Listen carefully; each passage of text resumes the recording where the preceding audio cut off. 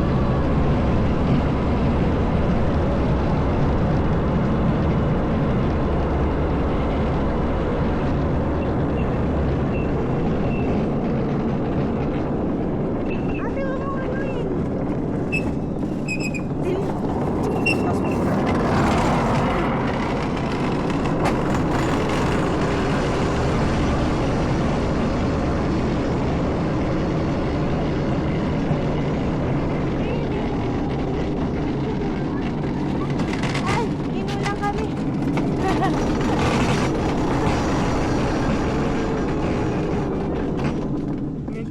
Uy, wala. Lala. Teka lang, baba na tayo. Ala, ayaw mo baba. Gusto mo, di ba?